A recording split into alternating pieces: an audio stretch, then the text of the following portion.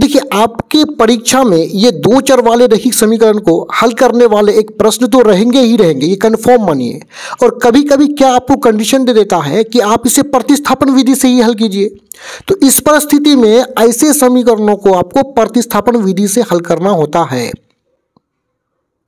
तो चलिए वीडियो को शुरू करते हैं। मैं एजाज आपका ब्रिलियंट नॉलेज में आपका बहुत बहुत स्वागत करता हूं। तो सबसे पहले मेरे पास दो समीकरण है, तो पहला समीकरण को एक नाम दे देंगे, क्योंकि ये दूसरा समीकरण है तो समीकरण 2 हो जाएगा। अब प्रतिस्थापन विधि में हमें क्या करना पड़ता है, प्रतिस्थापन का अर्थ ही होता है किसी चीज को वहां से हटाकर किसी दूसरे चीज को रख देना है। देखिए, प्रतिस्थापन विधि में हमें क्या करना पड़ता है कि समीकरण 1 से, चाहे तो हम समीकरण 1 से x का या y का, दोनों में से किसी भी एक का मान निकाल करके समीकरण 2 में रख देंगे, या नहीं तो इसके उल्टा भी कर सकते हैं। समीकरण 2 से हम चाहे तो x का मान निकाल लेंगे या नहीं तो y का मान निकाल लेंगे, जो भी अच्छा हो उसे समीकरण 1 में रख देंगे। ये हमें करना पड़ता है। तो चलिए हम लोग यहाँ पे ये डिसाइड करते हैं कि हम लोग समीकरण 1 से ही x के मान को निकाल करके समीकरण 2 में रख देंगे। तो समीकरण 1 से निकालना है तो लिख लेंगे समीकरण 1 से, और जो समीकरण 1 है उसको यहाँ पे उतार लेंगे। ठीक है, इससे किसके मान को निकालेंगे, x के मान को। तो x बराबर हो जाएगा 14, इस पार है, y इस तरफ आएगा, माइनस y हो जाएगा। इसका नाम दे देंगे समीकरण 3। अब ये जो x का मान है इसे हम रख देंगे समीकरण 2 में। लिख देंगे यहाँ पे x का मान समीकरण 2 में रखने पर, यहां आप एक छोटा सा बात को ध्यान रखिएगा, ये जो x का मान आप निकाले समीकरण 1 से निकाले, तो इस x के मान को आपको समीकरण 1 में नहीं रखना है, क्योंकि इस x के मान को समीकरण 1 से निकाले हो।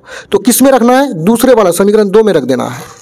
अब समीकरण 2 मेरा अभी भी ऊपर में क्या था, x माइनस वाई बराबर 4, यहाँ पे है ना समीकरण 2। चलिए आगे बढ़ते हैं। अब देखिए, x के जगह में x का मान को रख देते हैं। x का मान है 14 माइनस वाई, ये हुआ x का मान, फिर माइनस है, फिर y है, बराबर है 4 है। अब आगे बढ़ेंगे हम लोग, 14 माइनस वाई माइनस 2y बराबर 14 हो जाएगा, माइनस 2y बराबर 4 इधर है, 14 को इस तरफ करेंगे, माइनस 14।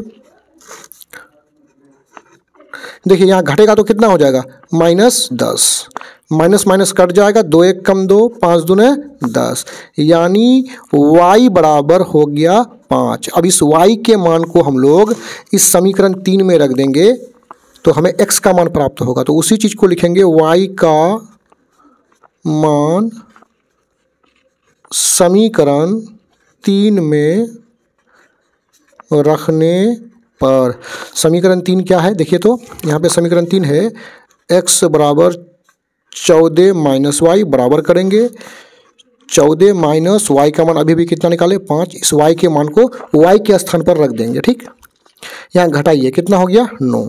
अतः हमें x बराबर 9 प्राप्त हुआ और y बराबर कितना प्राप्त हुआ है, 5। तो यही हो जाएगा आंसर। मैं उम्मीद करता हूँ वीडियो आपको समझ में आया होगा। धन्यवाद।